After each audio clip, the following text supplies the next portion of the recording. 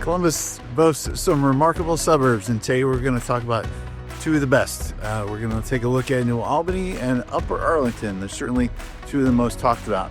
We'll take a look at everything from schools and housing to parks, recreation, community development, even economic development a little bit.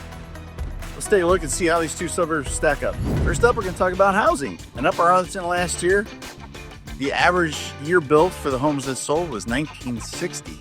It's a more mature, older neighborhood as compared to New Albany, but it has a variety of different styles of homes. You have everything from Tudor to mid-century modern, contemporary, to even a bit of Georgian in Upper Arlington. It is a little pricey there in Upper Arlington. The average sale price last year was just a hair over $656,000. That puts it well over the median sale price in Columbus. New Albany is newer and much more architecturally consistent than Upper Arlington. Last year, their average build date for the homes that sold was 2001 as compared to the 1960s for Upper Arlington.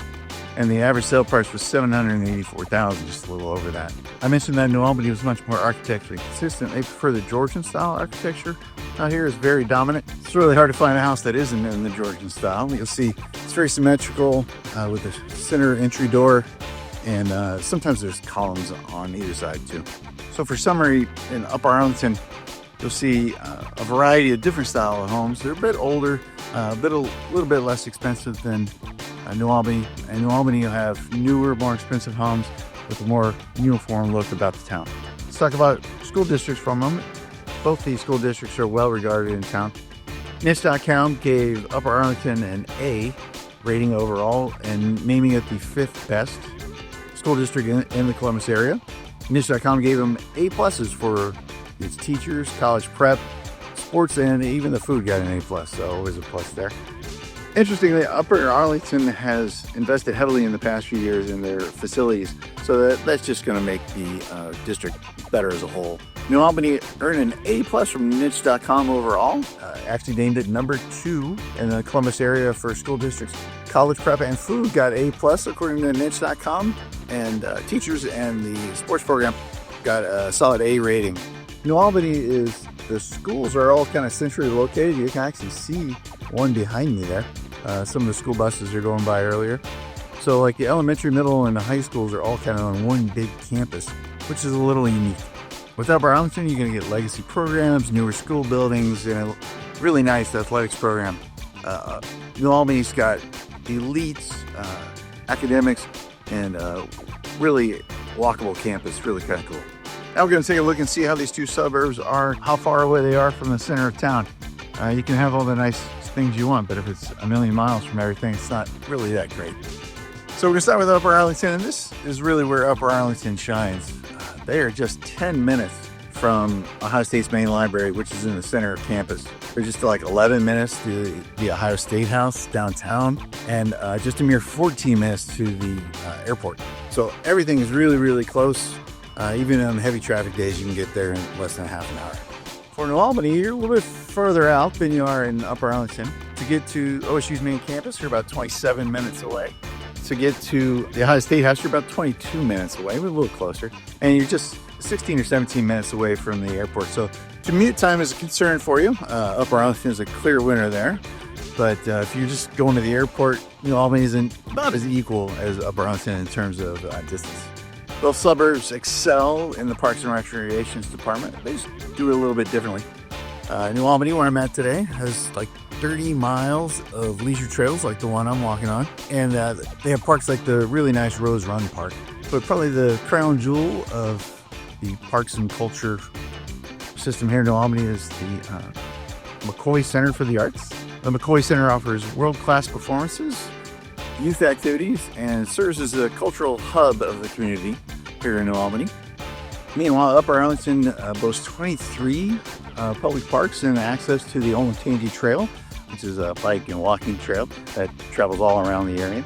But the crown jewel for Upper Arlington is the Bob Crane Community Center. It's a 165,000 plus square feet facility. It's got everything from a pool to a senior center to e-sports area, even meeting rooms. It's really a game changer for the community recreation and is one of the most impressive municipal recreation centers around. So for Parks and Recs, New Albany is very nature-forward, clean, elegant, with a focus on arts. Upper Arlington is a more traditional park system with a really nice rec center. Let's talk community spirits. New Albany hosts a variety of events throughout the year. Pelotonia. Pelotonia is a large bike ride that raises money for cancer research here in Central Ohio. New Albany also hosts a variety of farmers markets throughout the year at their market square. These events always focus on wellness, community, and the arts is a big focus out in New Albany too. For community events, Upper Arlington really leans into tradition. They have a massive 4th of July parade. It's really a parade. It's just the start of the day. It goes throughout the day all the way through the fireworks at the end of the day. They have the Golden Bear Bash, which is an annual fundraiser, and a summer concert series as well. The community events between the two, New Albany's very community wellness focus. Arts is a big part of being out in New Albany. Upper Arlington is more traditional, fun, more rooted in neighborhood pride. Can't visit New Albany and not talk about the Intel plant. Intel is planning on investing about $28 billion in 2 semiconductor fabrication facilities. They call them fabs. Originally slated to be open in 2025, they've had a variety of delays and now expecting the first one to be started up in 2030 and the second one in 2031. Despite the delays, Intel has already invested over $3.7 billion in the area and has continued its dedication to the area. The Intel development is supposed to bring about 3,000 Intel jobs and about 7,000 construction jobs when it's all said and done, which would be a major economic boon to the area. All right, so here's the bottom line.